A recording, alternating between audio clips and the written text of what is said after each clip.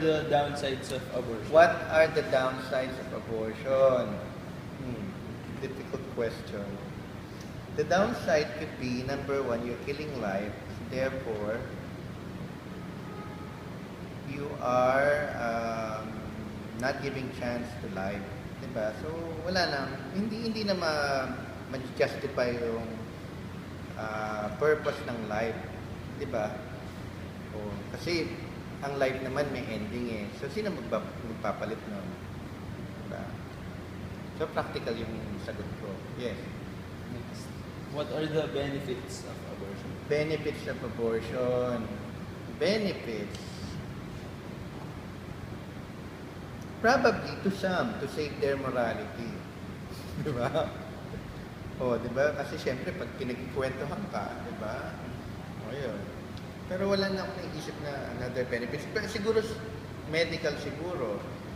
If you are caught between number one, to save the life of the mother or the fetus. Diba? Technically, nasa loob pa fetus, di ba? Yun siguro. If one should need to decide whether sinong dapat i-save, the mother or the fetus. Ano pa?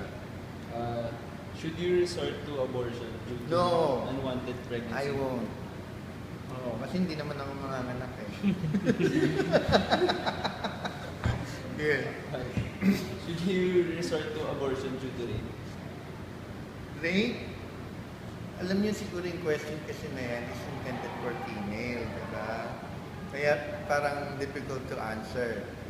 Siguro if I would advise somebody, diba, who has been raped, siguro that is the perfect question para sa akin. I wouldn't advise yung abortion. I abhor abortion. Are there alternatives to abortion? I don't know. I don't know. Practically, I don't know if there are alternatives. My last question, sir. Yes. How did abortion damage one's morality? One's morality. How? Because killing is a sin. Diba? And it is one of the basic rights, the rights to life. So if you kill somebody or if you resort to abortion, it's the same thing as you're killing someone. And killing is not good. Okay, that's all? Yeah. Okay, thank you very much. Bye-bye.